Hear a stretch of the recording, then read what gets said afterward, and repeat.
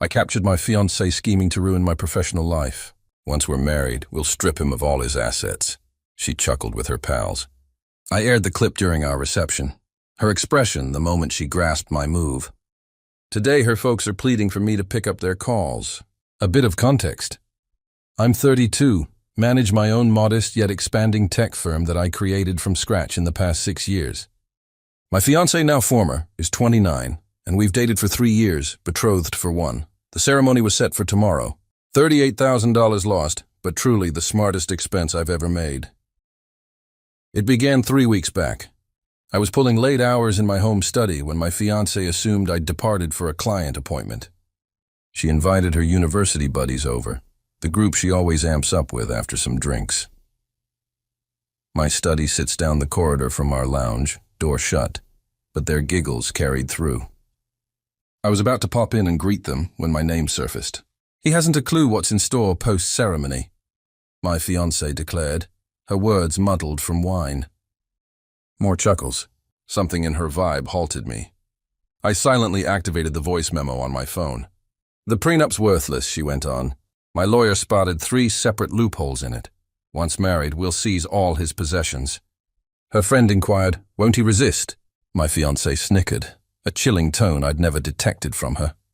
He's shaped his entire persona as the kind-hearted type. Plus, I've been logging emotional mistreatment for months. Totally fabricated, naturally, but who'll doubt a weeping lady? I felt nauseous but continued capturing as they outlined their scheme thoroughly. How she'd nudge me to add her name to my firm after the vows. How she'd slowly distance me from pals who could meddle. How she'd bided her time until my business reached a certain worth before rushing the engagement. Once married, we'll seize all his possessions, she laughed. The residence, the enterprise, all of it. And then I'll relocate to Miami as I've dreamed. I remained there for nearly an hour, taping it all. When they eventually departed, I lingered in my study until I heard her retire.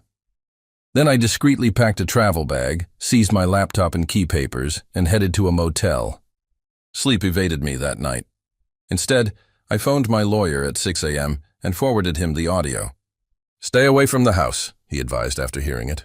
We must proceed cautiously. The following day, I informed my fiancé I was on an urgent work trip. For the next fortnight, I resided in that motel suite, collaborating with my lawyer, recording details, and acting normal during her calls.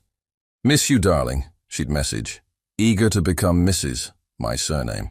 The nuptial arrangements proceeded. I allowed her to think all was well. Yesterday marked our practice dinner. All attended, her parents, my parents who'd traveled from afar, our entire circle. Following the meal, amid the speeches, I rose as if for a touching tribute. Before we rejoice tomorrow, I'd like to present something meaningful, I stated, linking my phone to the location's audio setup.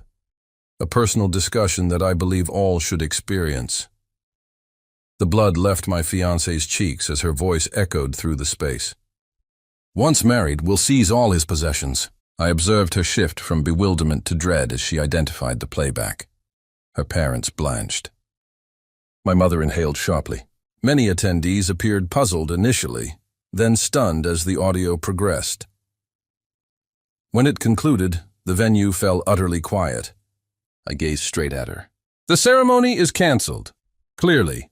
Her father rose, cheeks flushed. You taped her in private? That's against the law. My lawyer, whom I'd ensured was there, advanced. In fact, sir, in this jurisdiction, taping discussions you're involved in is fully permissible, and I'd suggest refraining from any warnings at this juncture. My fiancée charged at me, yelling that I was wrecking it all. Guards removed her as she flailed and shrieked.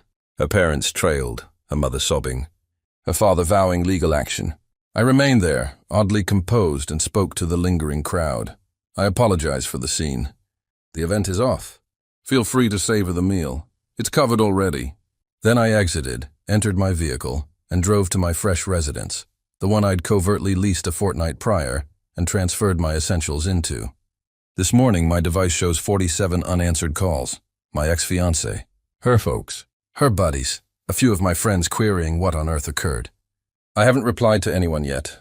Her parents left pleas begging me to respond, claiming there has to be a reason. My fiancée's texts flipped from remorseful to menacing. It was merely banter. You'll pay for this. Kindly ring me. I'll ruin you. I've distributed the audio to all relevant parties, including her employer. Evidently, scheming to falsely claim abuse isn't viewed favorably by her HR team. I ought to feel crushed, but relief dominates. My lawyer assures me I'm legally safe. The site won't reimburse the event fees, but that's acceptable. I view it as the price for discovering her true nature prior to disaster. Edit. Appreciate the encouragement. To address frequent queries. Yes, I'm retaining records of all her menaces. No, I won't attempt reconciliation with her. And yes, I've updated every passphrase and protected my profiles. Update 1. It's been 7 days since my initial share, and wow, I never anticipated such explosion. Gratitude for the solidarity, Reddit. The aftermath from the practice dinner was explosive. From accounts of attendees, my ex suffered a total breakdown in the lot, howling about how I destroyed her world while her dad vowed to prosecute virtually anyone breathing. I eventually met my parents the next day. They were flawed but backing me. Mom repeated she never liked that girl, which was nonsense as she'd been purely welcoming to my ex previously. Dad simply placed his hand on my shoulder and declared, "You evaded a disaster, son. Indeed." My devices rung incessantly. I at last picked up for her mom, who'd left a sobbing message about how this wasn't her daughter's character. I merely said, "Replay the audio. That's precisely her character," then disconnected. Her dad attempted another tactic, appearing at my workplace without notice. Guards halted him, but not before he caused chaos in the entrance area. One staffer filmed the incident on her device. Upon noticing the filming, he fled swiftly. My ex has rotated through approaches, initially insisting it was humor, then alleging I altered the audio, then arriving at my new residence, unsure how she located it, weeping about her grave error. I addressed her via the door. "Depart or I'll summon authorities." "You can't treat me this way," she wailed. "I adore you. I was spouting nonsense. You were voicing truth. That's the distinction." I contacted police when she lingered and applied for a protection order, approved yesterday. Twist, one of her attendants, dubbed Kay, contacted me secretly. Turns out my ex had executed comparable tactics with prior partners. Kay provided captures from group messages where my ex had debated her strategy for nearly a year. All filed in my evidence folder. The event suppliers have been remarkably understanding. Though the site retained my deposit, others provided partial returns. The food service issued a complete return, noting my ex-groom experienced something alike. I understand. My firm is stable, though I've added more guards temporarily. Navigating shared acquaintances has been toughest. Some support me, others align with her, and some aim for neutrality, which stings nearly as much. One pair even proposed I should have addressed her privately rather than shaming her openly. Sure, because conspiring to wrongly label me abusive merits discretion? No. Received an official note from her lawyer demanding I stop distributing the audio, alleging slander. My lawyer countered with truth as complete shield against slander plus my protection order. I'm drained but advancing. Began counseling, emphasizing career, and pondering how I overlooked so many warnings. The residence is starting to feel cozy, and I'm resting properly again. Oh, and her folks persist with calls from varied numbers. The recent was her mom stating they've cut me from the family. Oh well. Cut from a family I never sought to enter. Whatever shall I do? Edit. Yes, I reviewed my credit immediately. She hadn't initiated anything under my name. And yes, refreshed every code for all I possess. Update 2, half a year on, and this wild phase is at last concluding. Brief summary of developments since last post. 2 of my ex's former partners contacted after viewing my thread.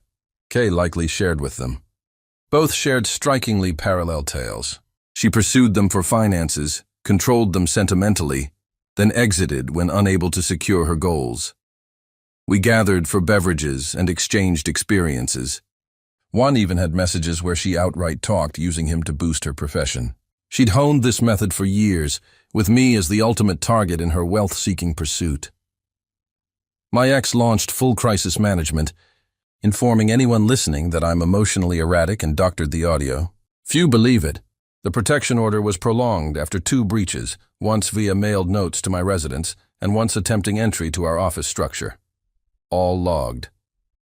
Her employer suspended her pending review after their probe. Evidently, she'd engaged in comparable deceit at work, claiming others' efforts and twisting client ties. Consequences strike hard. The non-wedding turned regional folklore. I've received notes from unknowns who learned of the groom who aired the clip. It's notoriety, but the account is precise. I've recouped much of the event expenses via partial returns and vending items. The ring is being resold, and I'm giving portion of proceeds to a group aiding those falsely accused. My firm secured 2 big contracts. I've relinked with prior friends she'd separated me from, and I've begun seeing someone anew. Nothing committed yet. Merely ordinary talks with individuals who view me as a person, not a walking bank. Last update on my ex, she's indeed heading to Miami, as plotted, without claiming my assets. Farewell. Yesterday, closure circled back at a local tech summit. I was delivering a talk when disturbance arose, late arrival.